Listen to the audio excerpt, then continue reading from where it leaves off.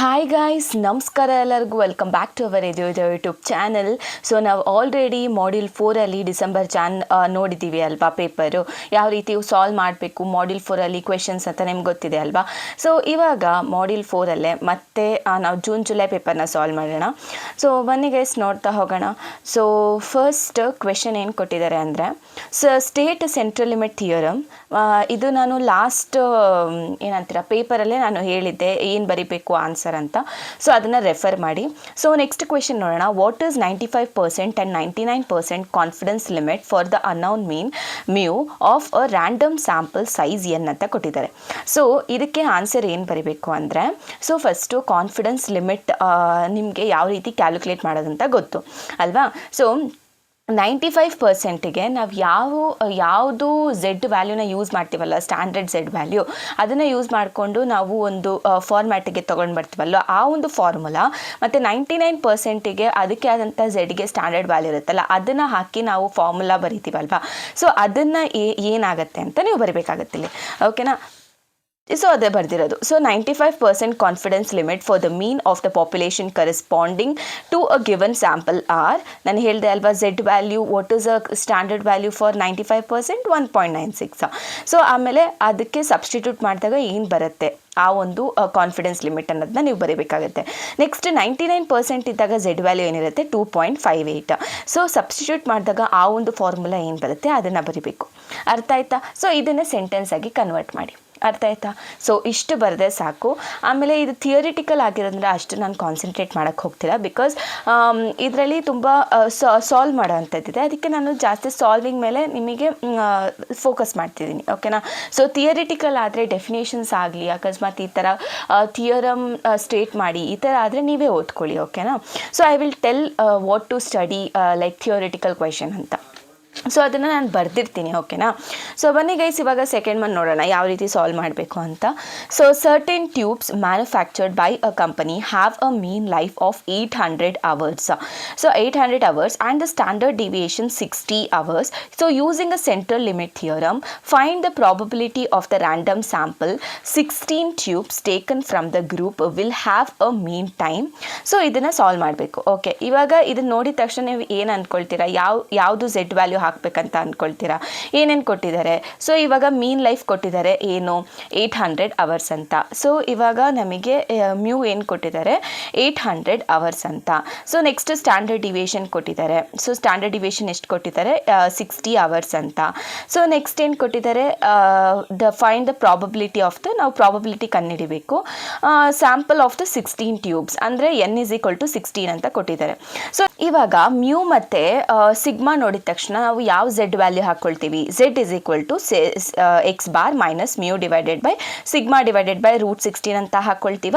So ಇದಾದ ನಾವು substitute ಮಾಡ್ಕೊಳ್ಳೋಣ. ಸೊ ಎಕ್ಸ್ ಬಾರು ಕೊಟ್ಟಿರೋ ಕ್ವಶನ್ ಪ್ರಕಾರ ನಾವು ಎಕ್ಸ್ ಬಾರ್ ತೊಗೊಳ್ತೀವಿ, ಮತ್ತು ಮ್ಯೂ ಬಂದುಬಿಟ್ಟು 800 ಕೊಟ್ಟಿದ್ದಾರೆ, ಡಿವೈಡೆಡ್ ಬೈ ಸಿಗ್ಮಾ ಬಂದುಬಿಟ್ಟು 60 ಡಿವೈಡೆಡ್ ಬೈ √16, ಓಕೆನಾ. ಸೊ ಇವಾಗ ಕ್ವೆಶನಲ್ಲಿ ಕೊಟ್ಟಿರೋವಂಥದ್ದೇನು, first between 790 hours and 810 hours ಅಂದರೆ, ಸೊ ಪಿ ಆಫ್ ಹೆಂಗೆ ಬರ್ಕೊಳ್ಬೋದು, ಎಕ್ಸ್ ಗ್ರೇಟರ್ ದ್ಯಾನ್ 710 ಅಲ್ವಾ, 790 ಲೆಸರ್ ದ್ಯಾನ್ 810 ಅಲ್ವಾ. ಸೊ ಈ ಥರ ಬರ್ಕೊಳ್ಬೋದಾ. ಕೊಟ್ಟಿರೋ ಅಂಥ ನಾನು ಸೆಂಟೆನ್ಸ್ನ ನಾನು ಈ ಥರ ಕನ್ವರ್ಟ್ ಮಾಡ್ಕೊಂಡಿದ್ದೀನಿ. ಅರ್ಥ ಆಯ್ತಲ್ವ ಯಾವ ರೀತಿ ಬರ್ಕೊಂಡೆ ಅಂತ. ಸೊ ಅದಾದಮೇಲೆ ನೆಕ್ಸ್ಟ್, ಸೊ ಇವಾಗ ಏನಿಲ್ಲ, ಇವಾಗ ಝೆಡ್ ವ್ಯಾಲ್ಯೂಗೆ ಆಗ್ತಾ ಇದು ಮಾಡಬೇಕು. ಸೊ ಇವಾಗ first X value, so first at X = 790 hockey. So 790 ಹಾಕಿದಾಗ ಝೆಡ್ ವ್ಯಾಲ್ಯೂ ಏನಿರುತ್ತೆ, Z = 790 minus 800 divided by 60 divided by √16. So ಏನು ಬರುತ್ತೆ ಅವಾಗ, so 790 minus 800 divided by 60 divided by √16. So answer ಏನು ಬರುತ್ತೆ, ಮೈನಸಲ್ಲಿ ಬರುತ್ತೆ, -0.6667 ಅಂತಲೇ ಹಾಕ್ಕೊಳ್ಬೋದು. ಯಾಕಂದರೆ ಇವಾಗ 666 ಅಂತ ಇದ್ದರೆ ಅದನ್ನ ಸ್ಟಾಪ್ ಮಾಡೋದಕ್ಕೆ ಏನು ಮಾಡ್ಕೊಳ್ಬೋದು, ನಾವು 7ನ ಹಾಕ್ಕೊಳ್ಬೋದು. ಅರ್ಥ ಆಯ್ತಲ್ವಾ. ಸೊ ನೆಕ್ಸ್ಟ್ ಇವಾಗ ನೆಕ್ಸ್ಟ್ ಎಕ್ಸ್ ವ್ಯಾಲ್ಯೂ ಏನಿರುತ್ತೆ, ಎಕ್ಸ್ = 810 ಅಂತ ತೊಗೊಂಡಿದ್ದೀನಿ. ಸೊ ಇವಾಗ ಝೆಡ್ ಸೊ ಇವಾಗ 810 minus 800 divided by 60 divided by √16.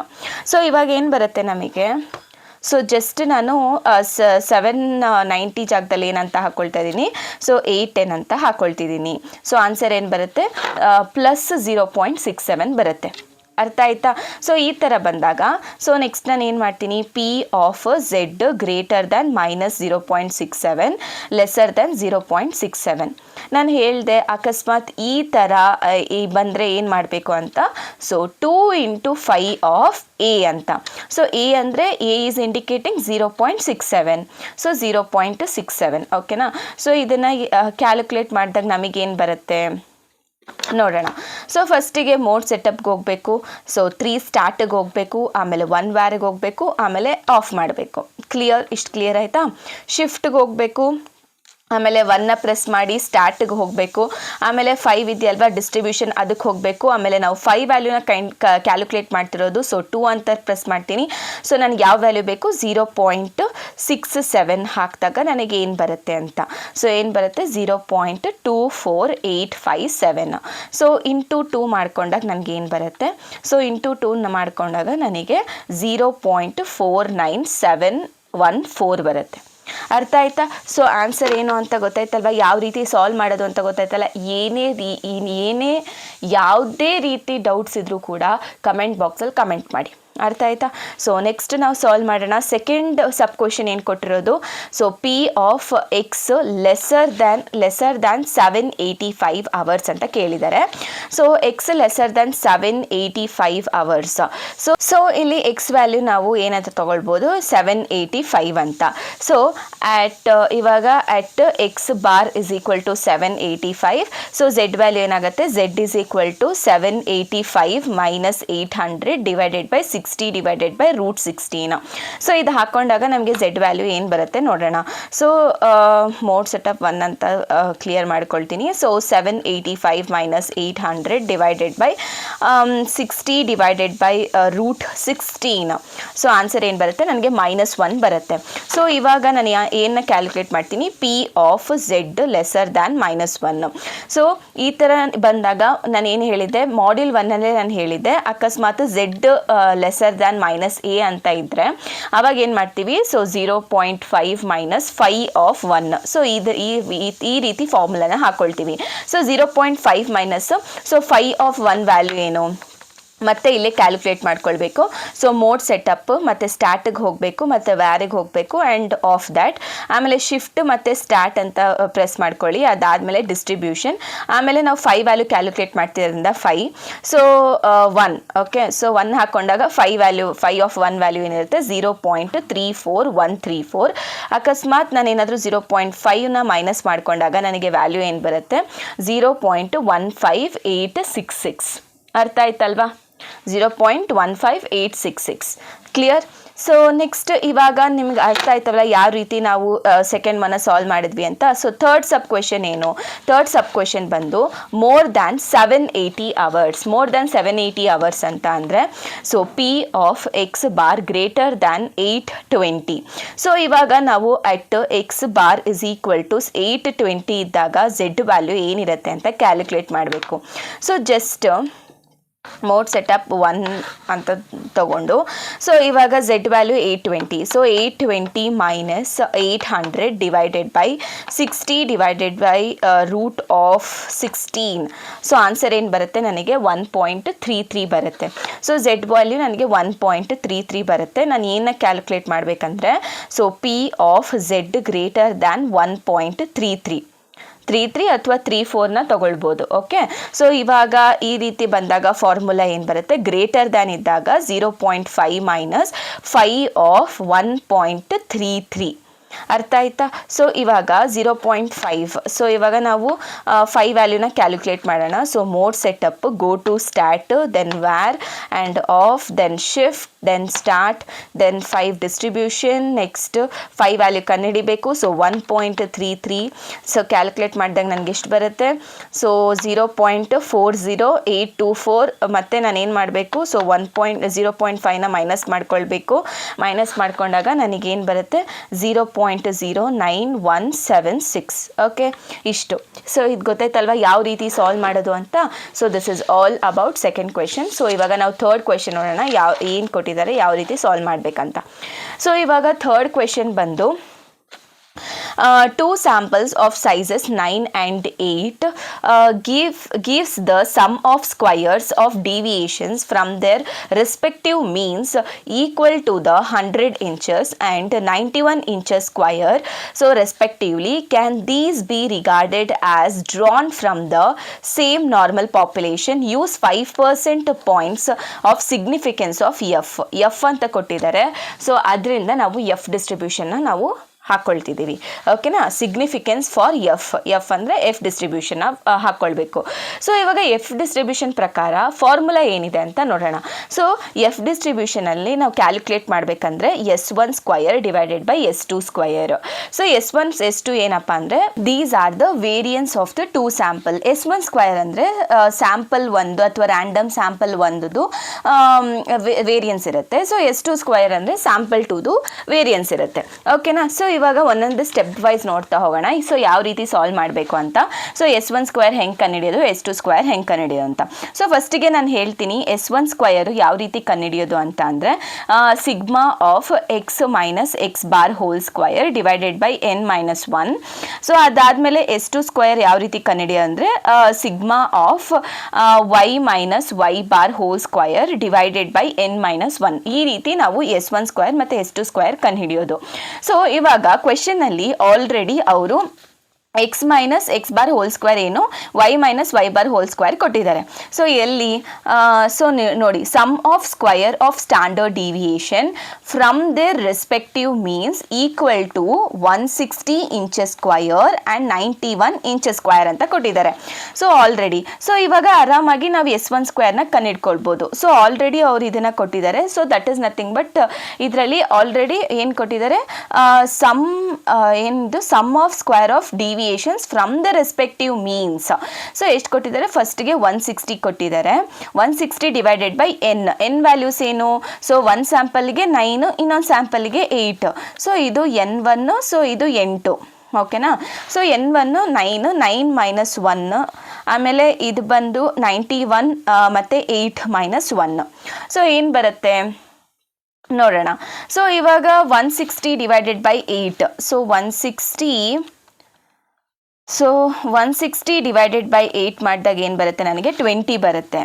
So next 91 divided by 7 ಏನು ಬರುತ್ತೆ, ನನಗೆ 13 ಬರುತ್ತೆ. ಸೊ ಇವಾಗ S1 ಸ್ಕ್ವಯರ್ S2 ಸ್ಕ್ವಯರ್ ಬಂದ್ರಿಬ್ಯೂಷನ್ನ ನಾನು S1 square divided by S2 square ಅಲ್ವಾ. ಸೊ S1 ಸ್ಕ್ವಯರ್ ಅಂದರೆ so it is 20. So S2 square ಅಂದರೆ it is 13. So 20 divided by 13. So 20 by 13 ಅಂತ ಅಂದರೆ ಸೊ ನನಗೇನು ಬರುತ್ತೆ 1.5384 ಬರುತ್ತೆ. ಓಕೆ, ಸೊ ಇವಾಗ ಅಟ್ 5% ಅಂತ ಕೇಳಿರೋದು. ಸೊ ಅಟ್ 5% ಸಿಗ್ನಿಫಿಕೆನ್ಸ್ ಲೆವೆಲ್ ಏನು ಬರುತ್ತೆ ಅಂತ ಕೇಳಿರೋದು. ಸೊ ನಾವು ಯಾವ ರೀತಿ ಇದನ್ನು ಕಂಡುಹಿಡಿಯೋದು ಅಂತ ನೋಡೋಣ. ಸೊ ಇದರಲ್ಲಿ ಫಸ್ಟ್ಗೆ ನಮಗೆ ಡಿಗ್ರಿ ಆಫ್ ಫ್ರೀಡಮ್ ಗೊತ್ತಾದರೆ ಆರಾಮಾಗಿ ನಾವು ಟೇಬಲಲ್ಲಿ ನೋಡ್ಕೊಳ್ಬೋದು. ಸೊ ಯಾವ ರೀತಿ ಡಿಗ್ರಿ ಆಫ್ ಫ್ರೀಡಮ್ ಕಂಡುಹಿಡಿಯೋದು, ಫಸ್ಟ್ ಅದನ್ನು ನೋಡೋಣ. S1 ಸ್ಕ್ವಯರಿಗೆ n-1 ಅಷ್ಟೇ degree of freedom. So S1 ಸ್ಕ್ವಯರಿಗೆ 8, ಸೊ S2 ಸ್ಕ್ವೇರಿಗೆ 7. ಸೊ ಇದನ್ನು ನಾವು ಯೂಸ್ ಮಾಡಿಕೊಂಡು ನಾವು ಟೇಬಲಲ್ಲಿ ಕಂಡುಹಿಡ್ಕೋಬೇಕು. So what is a value ಅಂತ. ಸೊ ಟೇಬಲಲ್ಲಿ ನೋಡಿದಾಗ ಸೊ ನಿಮಗೆ ಅವರು ಫಾರ್ಮುಲಾ ಬುಕ್ ಕೊಟ್ಟಿರ್ತಾರೆ. ಸೊ ನೀವು ಅದರಲ್ಲಿ ನೀವು ವೆರಿಫೈ ಮಾಡ್ಕೊಳ್ಬೇಕು. ಲೈಕ್ ಅದರಿಂದ ನೀವು ವ್ಯಾಲ್ಯೂಸ್ನ ನೋಡಬೇಕು, ಯಾವ ರೀತಿ ನಿಮಗೆ ಕಂಡುಹಿಡಿಯೋದು ಅಂತ ನಿಮ್ಗೆ ಆಲ್ರೆಡಿ ಗೊತ್ತಿರುತ್ತೆ ಅಲ್ವಾ. ಓಕೆ, ಸೊ ಇದನ್ನು ನೋಡಿದಾಗ ಸೊ ಈ ಡಿಗ್ರಿ ಆಫ್ ಫ್ರೀಡಮ್ನ ನೋಡಿಕೊಂಡು ನಾವು ಟೇಬಲ್ನ ನೋಡಿದಾಗ ನಮಗೆ ಒಂದು ವ್ಯಾಲ್ಯೂ ಸಿಗುತ್ತೆ. So that is what. So F 0.05 value ಏನಿರುತ್ತೆ 3.73 ಇರುತ್ತೆ. ಸೊ ಇವಾಗ ನಮ್ಮ calculated value like F calculated value ಎಷ್ಟು 1.5384. So is it less than 3.73? So it is less than 0.05, that is 3.73. So ಈ ಥರ ಲೆಸ್ ದ್ಯಾನ್ ಇದ್ದರೆ ಏನಾಗುತ್ತೆ, ಅದು ಆಕ್ಸೆಪ್ಟ್ ಆಗುತ್ತೆ. ಓಕೆನಾ, ಸೊ ಆಕ್ಸೆಪ್ಟೆಡ್. ಸೊ ಅದರಿಂದ ಏನಾಗುತ್ತೆ, therefore the population variance are significantly not different, are significantly not different. Okay, so ಇವಾಗ ನಿಮಗೆ ಈ ಒಂದು ಕ್ವೆಶನ್ನು ಯಾವ ರೀತಿ ಸಾಲ್ವ್ ಮಾಡೋದು ಅಂತ ಅರ್ಥ ಆಯ್ತಲ್ವಾ. ಸೊ ಆ್ಯಕ್ಚುಲಿ ಎಫ್ ಡಿಸ್ಟ್ರಿಬ್ಯೂಷನ್ನು ಕೇಳೋದು ಕಡಿಮೆ, ಬಟ್ ಲಾಸ್ಟ್ ಇಯರ್ ಪೇಪರಲ್ಲಿ ಕೇಳಿದ್ದಾರೆ. ಸೊ ಜಸ್ಟ್ ಎಲ್ಲ ಡಿ ಡಿಸ್ಟ್ರಿಬ್ಯೂಷನ್ ಆಗಿರಲಿ, ಎಫ್ ಡಿಸ್ಟ್ರಿಬ್ಯೂಷನ್ ಆಗಿರಲಿ, ಎಸ್ ಡಿಸ್ಟ್ರಿಬ್ಯೂಷನ್ ಆಗಿರಲಿ, ಯಾವ ರೀತಿ ಫೈಂಡ್ ಔಟ್ ಮಾಡೋದು ಅಟ್ಲೀಸ್ಟ್ ಫಾರ್ಮುಲಾಸ್ ನೋಡ್ಕೊಂಡು ಹೋಗಿ, ಲೈಕ್ ಒಂದು ಕ್ವೆಶನ್ ಆದರೂ ಸಾಲ್ವ್ ಮಾಡಿ ಒಂದೊಂದು ಡಿಸ್ಟ್ರಿಬ್ಯೂಷನ್ ಮೇಲೆ. ಸೊ ನಿಮ್ಗೆ ಅಲ್ಲೇ ಐಡಿಯಾ ಬರುತ್ತೆ ಯಾವ ರೀತಿ ಸಾಲ್ವ್ ಮಾಡಬೇಕು ಅಂತ. ಸೊ ಬಿಕಾಸ್ ಯಾವ್ದು ಕೇಳ್ತಾರೆ ಅಂತ ಗೊತ್ತಿಲ್ಲ ಈ ಒಂದರಲ್ಲಿ, ಸೊ ಅದಕ್ಕೆ ಹೇಳ್ತಿರೋದು. ಸೊ ಇವಾಗ ನಾವು ಫೋರ್ತ್ ಕ್ವೆಶನ್ ನೋಡೋಣ ಯಾವ ರೀತಿ ಸಾಲ್ವ್ ಮಾಡಬೇಕು ಅಂತ. ಏನು ಹೇಳ್ತಿದೆ ಈ ಫೋರ್ತ್ ಕ್ವೆಶನ್ ಅಂದರೆ, the random sample of 400 items chosen from the infinite population is found to have a mean of 82 and the standard deviation is 18. So find the 95% confidence limit. So ಅವರು confidence limit ಅಂತ ಕೊಟ್ಟಿದ್ದಾರೆ. So ನಮ್ಗೆ already ಗೊತ್ತು confidence limit ಯಾವ ರೀತಿ find out ಮಾಡೋದು ಅಂತ. ಹೆಂಗೆ ಫೈಂಡ್ ಔಟ್ ಮಾಡ್ತೀರಾ confidence limit? X plus or minus Z into sigma divided by root N. ಈ ಒಂದು ಫಾರ್ಮುಲಾನ ಯೂಸ್ ಮಾಡಿಕೊಂಡು ನಾವು ಕಾನ್ಫಿಡೆನ್ಸ್ ಲಿಮಿಟ್ನ ಫೈಂಡ್ ಔಟ್ ಮಾಡ್ತೀವಾ. ಸೊ ಹಾಗೆ. ಸೊ ಇವಾಗ ಅವರು 95% ಅಂತ ಕೇಳಿದ್ದಾರೆ. ಅಟ್ 95% ಝೆಡ್ದು ಸ್ಟ್ಯಾಂಡರ್ಡ್ ವ್ಯಾಲ್ಯೂ ಏನು? 1.96. ಅರ್ಥ ಆಯ್ತಲ್ವಾ. ಸೊ ಏನೇನು ಕೊಟ್ಟಿದ್ದಾರೆ ಕ್ವೆಶನಲ್ಲಿ ಆಲ್ರೆಡಿ ನಮಗೆ ಮೀನ್ 82 ಅಂತ ಕೊಟ್ಟಿದ್ದಾರೆ. ಸೊ ನೆಕ್ಸ್ಟ್ ಸ್ಟ್ಯಾಂಡರ್ಡ್ ಡಿವಿಯೇಷನ್ನು 18 ಅಂತ ಕೊಟ್ಟಿದ್ದಾರೆ. ಅದಾದಮೇಲೆ 95% ಅಟ್ 95% ಝೆಡ್ ವ್ಯಾಲ್ಯೂ ಬಂದ್ಬಿಟ್ಟು ಎಷ್ಟಿರುತ್ತೆ? 1.96 ಇರುತ್ತೆ. ಅರ್ಥ ಆಯ್ತಲ್ವಾ? 1.96 ಇರುತ್ತೆ. ಸೊ ಕಾನ್ಫಿಡೆನ್ಸ್ ಲಿಮಿಟ್ ಯಾವ ರೀತಿ ಕ್ಯಾಲ್ಕುಲೇಟ್ ಮಾಡೋದು ಅಂತ ಅಂದರೆ, ಸೊ ಎಕ್ಸ್ ಬಾರ್ ಅಥವಾ mu plus or minus Z into sigma divided by root N. So this X bar also indicates mean. Okay, ಅದಾದಮೇಲೆ ಕನ್ಫ್ಯೂಷನ್ ಆಗಬೇಡಿ ಯಾಕೆ ಆ ಥರ ಬರುತ್ತೋ ಅಂತ. So mean mu plus or minus Z into sigma divided by root N. So mu is equal to ಎಷ್ಟಿದೆ? 82 ಇದೆ. So plus or minus Z value 1.96 into sigma value ಏನಿದೆ 18 ಡಿವೈಡೆಡ್ ಬೈ ರೂಟ್ ಎನ್ ಎಷ್ಟು ಕೊಟ್ಟಿದ್ದಾರೆ? 400 items ಅಂತ ಕೊಟ್ಟಿದ್ದಾರೆ. So N is equal to 400. So 400 ಅಂದರೆ root 400. So ಇವಾಗ confidence limit ಅಥವಾ ಕಾನ್ಫಿಡೆನ್ಸ್ ಇಂಟರ್ವಲ್ ಯಾವ ರೀತಿ ಕಂಡುಹಿಡಿತೀರಾ ಅಂದರೆ, 82 minus 1.96 into 18 divided by root of 400 82 plus 1.96 into 18 divided by root of 400. Okay, so ಇದನ್ನು ಕ್ಯಾಲ್ಕುಲೇಟ್ ಮಾಡಿದಾಗ ಏನು ಬರುತ್ತೆ ನೋಡೋಣ. So 82 minus 1.96 into so 18 divided by root of 400. So ಎಷ್ಟು ಬಂತು? 80.236. ಸೊ 80.236 ಸೊ ನೆಕ್ಸ್ಟ್ ಇಲ್ಲಿ ಪ್ಲಸ್ ಹಾಕ್ಕೊಳ್ಬೇಕು ಅಷ್ಟೇ. ಏನು ಬರುತ್ತೆ ನಮಗೆ? 83.764 ಬರುತ್ತೆ. ಓಕೆನಾ. ಸೊ ಇದು ಕಾನ್ಫಿಡೆನ್ಸ್ ಇಂಟರ್ವಲ್. ಸೊ ನೀವು ಏನು ಬರೀಬೇಕಂದ್ರೆ ಕನ್ಕ್ಲೂಷನಲ್ಲಿ ಲಾಸ್ಟಲ್ಲಿ ಏನು ಬರೀಬೇಕು ಅಂದರೆ, at 95% of the confidence limit our solution or our answer is this ಅಂತ ಬರೀಬೇಕು. ಅರ್ಥ ಆಯ್ತಲ್ವಾ ಯಾವ ರೀತಿ ಸಾಲ್ವ್ ಮಾಡೋದು ಅಂತ? ಸೊ ಇವಾಗ ನಾವು ಫಿಫ್ತ್ ಕ್ವೆಶನ್ ನೋಡೋಣ ಏನು ಕೊಟ್ಟಿದ್ದಾರೆ ಅಂತ. So fifth question, machinist is making a engineering parts with the axle diameter 0.7 inches, a random sample of 10 parts showing the mean diameter 0.742 inch with the standard deviation 0.04 inch. So on the what basis these samples would you say that they work interior ಅಂತ ಕೇಳಿದ್ದಾರೆ. ಆಮೇಲೆ ಅವರು ಕ್ವೆಶನಲ್ಲೇ ಕೊಟ್ಟಿದ್ದಾರೆ T 0.05 ಅಂತ. So ಈ ಥರ ಅಂದರೆ this is T distribution ಅಂತ. ಸೊ ಟಿ ಡಿಸ್ಟ್ರಿಬ್ಯೂಷನ್ ಅಂದರೆ ಫಾರ್ಮುಲಾ ಏನಿದೆ ಟಿ ಡಿಸ್ಟ್ರಿಬ್ಯೂಷನಿಗೆ? ಸೊ ಫಾರ್ಮುಲಾ ಬಂದು T is equal to X bar minus mu divided by sigma root of N minus 1. So guys I observed ಏನಂದರೆ scheme of ಎವ್ಯಾಲ್ಯೂಯೇಷನಲ್ಲಿ ಇಲ್ಲಿ ಏನಂತ ಕೊಟ್ಟಿದ್ದಾರೆ? n-1 ಅಂತ ಕೊಟ್ಟಿದ್ದಾರೆ. ರೂಟ್ ಆಫ್ n-1 ಇದು ಸ್ಕೀಮ್ ಆಫ್ ಎವ್ಯಾಲ್ಯೂಯೇಷನಲ್ಲಿ ಕೊಟ್ಟಿರುವಂಥದ್ದು. ಬಟ್ ನೀವು ವಿ ಟಿ ಯು ನೋಟ್ಸ್ ಆಗಲಿ ಅಥವಾ ನಿಮ್ಮ ಟೆಕ್ಸ್ಟ್ ಬುಕ್ಸ್ ನೋಡಿದ್ರೆ, ಸೊ ಇಲ್ಲಿ ರೂಟ್ ಆಫ್ ಎನ್ ಅಂತ ಕೊಟ್ಟಿದ್ದಾರೆ. Right, did you observe that? So ನಾವು ಏನು ಮಾಡೋಣ ಅಂದರೆ, so we will follow scheme of evaluation, ಓಕೆನಾ? So according to scheme of evaluation ನಿಮ್ಮ ಇನ್ವಿಜಿಲೇಟರು ನೋಡ್ಕೊಂಡು ಕರೆಕ್ಷನ್ ಮಾಡೋದು. ಅಕಸ್ಮಾತ್ ಇವಾಗ ನೋಡಿ -1ಇಂದ ನಿಮ್ಮ ಡೆಸಿಮಲ್ ಪಾಯಿಂಟ್ಸ್ ಚೇಂಜ್ ಆಗ್ತಾ ಹೋಗುತ್ತೆ. So my suggestion is always follow the scheme of evaluation, okay? So ಅಂತ ಹೇಳ್ತಾ ನಾವು ಸ್ಕೀಮ್ ಆಫ್ ಎವ್ಯಾಲ್ಯೂಯೇಷನಲ್ಲಿ ಕೊಟ್ಟಿರೋಂಥ ಫಾರ್ಮುಲಾನ ಯೂಸ್ ಮಾಡಿಕೊಂಡು ನಾವು ಮಾಡೋಣ. ಆಮೇಲೆ ನಾನು ಡಿಸೆಂಬರ್-ಜಾನಲ್ಲೂ ಕೂಡ ನಾನು ಏನು ಮಾಡಿದ್ದೆ ಅಂದರೆ ರೂಟ್ ಆಫ್ ಎನ್ ಅಂತ ತೊಗೊಂಡಿದ್ದೆ. ಯಾಕಂದರೆ ಅವ್ರು ಅದೇ ಥರ ಕೊಟ್ಟಿದ್ರು, ಬಟ್ ಸ್ಕೀಮ್ ಆಫ್ ಎವ್ಯಾಲ್ಯೂಯೇಷನ್ ನಾನು ನೋಡಿರಲಿಲ್ಲ. ಸೊ ಅದನ್ನು ಅಬ್ಸರ್ವ್ ಮಾಡಿದಾಗ ನಾನು ಇದನ್ನು ನೋಡಿದೆ. So correct it, okay? So use the formula root of n-1 only, okay? So ಬನ್ನಿ ಗೈಸ್ ನೋಡೋಣ ಇವಾಗ. ಸೊ ಅವ್ರು ಏನೇನು ಕೊಟ್ಟಿದ್ದಾರೆ according to the question, mu is equal to 0.7 ಅಂತ ಕೊಟ್ಟಿದ್ದಾರೆ, ಓಕೆನಾ? ಕ್ವೆಶನಲ್ಲಿ 0.7 ಅಂತ ಕೊಟ್ಟಿದ್ದಾರೆ. ಅದಾದಮೇಲೆ n is equal to 10 parts ಅಂತ ಇದೆ. So n is equal to 10. ಅದಾದಮೇಲೆ ನಮಗೆ ಎಕ್ಸ್ ಬಾರ್ ಕೊಟ್ಟಿದ್ದಾರೆ, ಏನು 0.742. ಸೊ 0.742. ಅದಾದಮೇಲೆ ನೆಕ್ಸ್ಟ್ ಏನು ಕೊಟ್ಟಿದ್ದಾರೆ, ಸ್ಟ್ಯಾಂಡರ್ಡ್ ಡಿವಿಯೇಷನು 0.04 ಅಂತ ಕೊಟ್ಟಿದ್ದಾರೆ, ಸ್ಟ್ಯಾಂಡರ್ಡ್ ಡಿವಿಯೇಷನ್, ಓಕೆನಾ?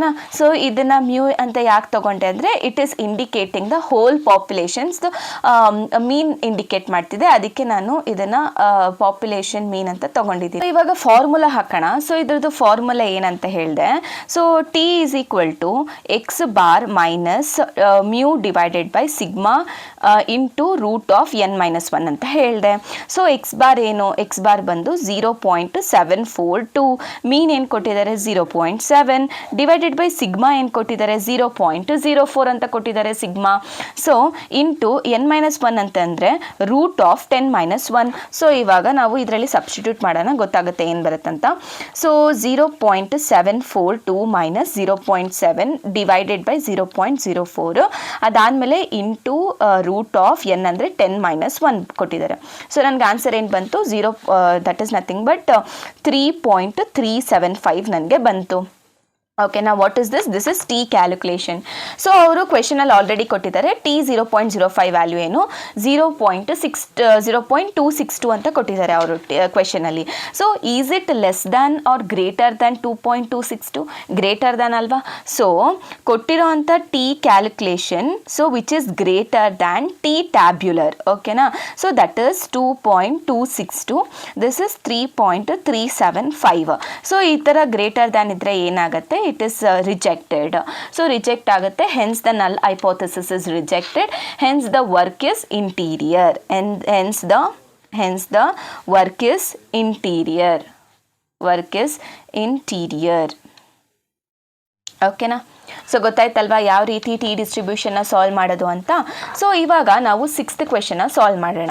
ಸೊ ಏನು ಕೊಟ್ಟಿದ್ದಾರೆ 6th ಕ್ವೆಶನಲ್ಲಿ, so a set of 5 coins is tossed 320 times and results is this. So ನಾನು ಹೇಳಿದೆ ಟೇಬಲ್ ಪ್ರಕಾರ ಕೊಟ್ಟಿದ್ರೆ ಅದು ಕೈ ಸ್ಕ್ವೇರ್ ಆಗುತ್ತೆ ಅಂತ. ಸೊ ಆಮೇಲೆ ಕ್ವೆಶನಲ್ಲಿ ಅವರು ಕೊಟ್ಟಿದ್ದಾರೆ 0.05 ಕೈ ಸ್ಕ್ವೇರಿಗೆ ಎಷ್ಟಿರುತ್ತೆ ಅಂತ. ಸೊ ಇಟ್ ಇಸ್ ಅ ಕೈ square distribution. So chi square ಅಂತ ಬಂದರೆ ಸೊ ಫಾರ್ಮುಲಾ ಏನು ಬರುತ್ತೆ ಕೈ ಸ್ಕ್ವೇರ್ಗೆ, so chi square is equal to summation of O observed frequency minus expected frequency whole square divided by EI ಅಲ್ವಾ? So this is a formula. So ನಾವು ಯಾವ ರೀತಿ ಕ್ಯಾಲ್ಕುಲೇಟ್ ಮಾಡೋದು ಅಂತ ನಾವು ನೋಡ್ಕೊಳ್ತಾ ಹೋಗೋಣ ಇವಾಗ. ಸೊ ಫಸ್ಟಿಗೆ ಪ್ರಾಬಬಿಲಿಟಿ, ಇವರು ಯಾವುದ್ರ ಬಗ್ಗೆ ಮಾತಾಡ್ತಿದ್ದಾರೆ, ಕಾಯಿನ್ಸ್ ಬಗ್ಗೆ ಅಲ್ವಾ? ಕಾಯಿನ್ಸ್ ಅಂದರೆ turning up heads. What is the probability of turning up heads? So 1/2. So that is nothing but probability of getting head is 1/2. ಅದನ್ನು ಬರೀರಿ, like probability of getting heads ಅಂತ ಬರೀರಿ. ನೆಕ್ಸ್ಟ್ ಕ್ಯೂ ಯಾವ ರೀತಿ calculate ಮಾಡ್ತೀರಾ? So if the probability is 1/2, Q is 1 minus 1/2 ಅಲ್ವಾ? So ಏನು ಬರುತ್ತೆ ನಮಗೆ 1/2ನೇ ಬರುತ್ತೆ. ಅರ್ಥ ಆಯ್ತಾ? ಅದಾದಮೇಲೆ ಇಲ್ಲಿ ಎನ್ ವ್ಯಾಲ್ಯೂ ಏನು ಕೊಟ್ಟಿದ್ದಾರೆ, ಎನ್ ವ್ಯಾಲ್ಯೂ ಬಂದುಬಿಟ್ಟು 5 ಕಾಯಿನ್ಸ್ ಅಂತ ಕೊಟ್ಟಿದ್ದಾರೆ. ಸೊ ಎನ್ ವ್ಯಾಲ್ಯೂ ಬಂದುಬಿಟ್ಟು 5 ಅಂತ ಬರ್ಕೊಳ್ಳಿ. ಸೊ ಅದಾದಮೇಲೆ ನೆಕ್ಸ್ಟ್ ಇವರು ನಾವು ಪಿ ಆಫ್ ಎಕ್ಸ್ ವ್ಯಾಲ್ಯೂಸ್ನ ಇಲ್ಲಿ ಬೈನಾಮಿಯಲ್ ಡಿಸ್ಟ್ರಿಬ್ಯೂಷನ್ ಅಂತ ಕೊಟ್ಟಿದ್ದಾರೆ. So according to the binomial distribution what is a P of X value? P of X value ಬಂದುಬಿಟ್ಟು 5cx p⁻x q⁻n−x ಅಲ್ವಾ. ಸೊ ನಮಗೆ 5c ಎಕ್ಸ್ ವ್ಯಾಲ್ಯೂಸು ಡಿಪೆಂಡ್ಸ್, ಓಕೆನಾ. X values ನಾವು ಇಲ್ಲಿ number of ಹೆಡ್ಸ್ನ ತಗೊಳ್ತೀವಲ್ಲ ಅದೇ ರೀತಿ ಒಂದೊಂದಕ್ಕೆ ಕ್ಯಾಲ್ಕುಲೇಟ್ ಮಾಡ್ಕೊಳ್ಬೇಕು. ಸೊ ಎಕ್ಸ್ ವ್ಯಾಲ್ಯೂನ ನಾನು ಹಾಗೆ ಇಟ್ಕೊತೀನಿ. ಪಿ ವ್ಯಾಲ್ಯೂ ಏನು 1/2 x. ಸೊ ಕ್ಯೂ ವ್ಯಾಲ್ಯೂ ಏನು 1/2 to the power of X, that is nothing but n is 5 - x, ಓಕೆನಾ. ಸೊ ಇವಾಗ ನೆಕ್ಸ್ಟ್ ಇದಾದಮೇಲೆ ನಾವು ಏನು ಕಂಡುಹಿಡಿಬೇಕು. ಸೊ ನಾನು ಏನು ಕಂಡುಹಿಡ್ಕೊಳ್ತೀನಿ. So summation of F is nothing but 320 tosses, ಓಕೆನಾ. 320 tosses of 5 coins, okay. So summation of F, okay. Summation of F ಅಂತ ಅಂದರೆ ಏನಕ್ಕೆ ಈ ಸಮೇಷನ್ ಆಫ್ ಎಫ್ನ ನಾನು ಕಂಡುಹಿಡ್ಕೊಂಡೆ ಅಂತ ಅಂದರೆ, ಸೊ ಇವಾಗ ನನಗೆ ವಾಟ್ ಈಸ್ ಅ ವ್ಯಾಲ್ಯೂ, ಇವಾಗ ಇ ಐನ ಯಾವ ರೀತಿ ಕಂಡುಹಿಡಿತೀರಾ ನೀವು. ಸೊ ಇ ಐ ವ್ಯಾಲ್ಯೂನ ನಾನು 320 ಟೈಮ್ಸ್, ನಾನು ಏನಂದರೆ ಡಿಸೆಂಬರ್ ಜಾನಲ್ಲಿ ನಾನು ಹೇಳಿದ್ದೆ, ಅಲ್ಲಿ ನೀವು 1000 ಇಂಟು ಅಂತ ಮಾಡ್ಕೊಂಡ್ರಿ. ಯಾಕೆ ಅಂತ ಅಂದರೆ ಇಲ್ಲಿ ಸಮ್ ಅಪ್ ಮಾಡ್ಕೊಂಡಾಗ ನಿಮ್ಗೆ ಏನು ವ್ಯಾಲ್ಯೂ ಬರುತ್ತೆ ಆ ವ್ಯಾಲ್ಯೂಸ್ನ ನಾವು ಏನು ಮಾಡ್ಕೊಳ್ಬೇಕು, ಮಲ್ಟಿಪ್ಲೈ ಮಾಡ್ಕೊಳ್ಬೇಕು, ಓಕೆನಾ. ಆ ವ್ಯಾಲ್ಯೂಸ್ನ ನಾವು ಮಲ್ಟಿಪ್ಲೈ ಮಾಡಿಕೊಂಡು into so 5cx 1/2 to the power of X 1/2 to the power of 5 - x. So 320 ಯಾವ ರೀತಿ ಬಂತು, it is nothing but 6 + 27 + 72 + 112 + 71 + 32. So 320. So ಅದನ್ನು ನಾನು ಇಲ್ಲಿ ಇ ಆಫ್ ಐನ ಕಂಡುಹಿಡಿಯೋಕ್ಕೆ ನಾನು ಮಲ್ಟಿಪ್ಲೈ ಮಾಡ್ಕೊಂಡಿದ್ದೀನಿ, ಓಕೆನಾ. ಸೊ ಅದಾದಮೇಲೆ ನಾನು ಫಸ್ಟಿಗೆ ಅಬ್ಸರ್ವ್ಡ್ ಫ್ರೀಕ್ವೆನ್ಸಿ ಕ್ವೆಶನಲ್ಲಿ ಕೊಟ್ಟಿರುವಂಥದ್ದೆಲ್ಲ ಬರ್ಕೊಳ್ತೀನಿ. ಸೊ 2, 27, 72, 112, 71, 32 ಮತ್ತು ನಾನು ಎಕ್ಸ್ಪೆಕ್ಟೆಡ್ ಫ್ರೀಕ್ವೆನ್ಸಿನ ಈ ರೀತಿ ಕ್ಯಾಲ್ಕುಲೇಟ್ ಮಾಡೋದಂತ ಹೇಳಿದೆ. ಸೊ ಇವಾಗ ಎಕ್ಸ್ 0 ಇದ್ದಾಗ ಏನು ಬರುತ್ತೆ. ಸೊ ಇವಾಗ ಇಲ್ಲಿ 0, 1, 2, 3, 4, 5. ಸೊ ನಂಬರ್ ಆಫ್ ಹೆಡ್ಸ್ ಕೊಟ್ಟಿದ್ರಲ್ಲ 0, 1, 2, 3, 4, 5. ಇವಾಗ ಎಕ್ಸ್ ವ್ಯಾಲ್ಯೂಸಲ್ಲಿ ಅದನ್ನು ನಾವು ಸಬ್ಸ್ಟಿಟ್ಯೂಟ್ ಮಾಡ್ತಾ ಹೋಗೋಣ. 0 ಹಾಕ್ದಾಗ ಇಲ್ಲಿ ವ್ಯಾಲ್ಯೂ ಬರೀರಿ, 1 ಹಾಕ್ದಾಗ ಇಲ್ಲಿ ವ್ಯಾಲ್ಯೂ ಬರೀರಿ, 2 ಹಾಕ್ದಾಗ ಇಲ್ಲಿ ವ್ಯಾಲ್ಯೂ ಬರೀರಿ. ಸೊ ನೋಡೋಣ. ಸೊ ಇವಾಗ ನಾನು 320 ಇಂಟು, ಸೊ ಇಲ್ಲಿ ಏನು ಹಾಕ್ಕೊಂಡಿದ್ದೀನಿ ನಾನು, ಸೊ 5c x ಇವಾಗ ನಾನು 0 ಅಂತ ತಗೊಂಡೆ. ಸೊ ಇಂಟು, ಸೊ ಇವಾಗ 1/2 to the power of what, 1/2 the power of X ಅಂತ ಅಂದರೆ 0. ಸೊ ನೆಕ್ಸ್ಟ್ ಏನು, ಸೊ ಮತ್ತೆ 1/2 to the power of what, to the power of 5 - x, 5 - 0. So ನನಗೇನು ಬಂತು, 10 ಬಂತು. ಸೊ 10 ಹಾಕ್ಕೊಂಡೆ. So next X is equal to 1 ಹಾಕ್ಕೊಂಡಾಗ ಏನು ಬರುತ್ತೆ. ಸೊ 0 ಜಾಗದಲ್ಲೆಲ್ಲ 1ನ ಸಬ್ಸ್ಟಿಟ್ಯೂಟ್ ಮಾಡಿ. ಸೊ ಏನು ಬರುತ್ತೆ ನೋಡೋಣ. ಸೊ 0 ಜಾಗದಲ್ಲಿ 1 ಸಬ್ಸ್ಟಿಟ್ಯೂಟ್ ಮಾಡಿದಾಗ ನನಗೇನು ಬರುತ್ತೆ. ಸೊ 5 - 1. ಸೊ ಏನು ಬಂತು ನನಗೆ 50. ಸೊ ಅದೇ ಇಲ್ಲಿ 50 ಬರುತ್ತೆ. ಸೊ ನೆಕ್ಸ್ಟ್ 2 ಹಾಕ್ತೀನಿ. So 5c2 into 1/2 to the power of 2 and 1/2 to the power of 5 - 2. So ನನಗೆ ಆನ್ಸರ್ ಏನು ಬರುತ್ತೆ 100. ಓಕೆ. ನೆಕ್ಸ್ಟ್ ನಾನು ಎಕ್ಸ್ ಇಸ್ ಈಕ್ವಲ್ ಟು 3ನ ತಗೊಳ್ಬೇಕು. So 5c3 1/2 to the power of 3 and 1/2 to the power of 5 - 3. So answer ಏನು ಬಂತು ನನಗೆ 100 ಮತ್ತೆ. ಸೊ ನೆಕ್ಸ್ಟು ಇವಾಗ ನಾನು 4 ಹಾಕ್ಕೊಳ್ಬೇಕು. So 5c4 and 1/2 to the power of 4 and 1/2 to the power of 5 - 4 ಮಾಡಿದಾಗ ನನಗೇನು ಬರುತ್ತೆ ಆನ್ಸರು, ನನಗೆ 50 ಬರುತ್ತೆ. ಸೊ 50 ಬರುತ್ತೆ. Next X is equal to 5 ಅಲ್ವಾ. So 5c5 1/2 to the power of 5 and 1/2 to the power of 5 - 5 ಹಾಕೊಂಡಾಗ ನಂಗೆ ಏನು ಬಂತು. ಸೊ ನನಗೆ 10 ಬಂತು. ಸೊ ಇವಾಗ ಎಕ್ಸ್ಪೆಕ್ಟೆಡ್ ಫ್ರೀಕ್ವೆನ್ಸಿನ ಕಂಡುಹಿಡ್ದಾದ್ಮೇಲೆ ನಾವೇನು ಕಂಡುಹಿಡಿಬೇಕು, observed frequency minus expected frequency whole ಸ್ಕ್ವೇರ್ನ ಕಂಡುಹಿಡಿಬೇಕು. ಸೊ ಇವಾಗ 10 - 6 ಸಾರಿ 6 ಮೈನಸ್ 10 ಹೋಲ್ ಸ್ಕ್ವಯರ್ ಮಾಡ್ಕೊಂಡಾಗ ನಂಗೆ ಏನು ಬರುತ್ತೆ 16 ಬರುತ್ತೆ.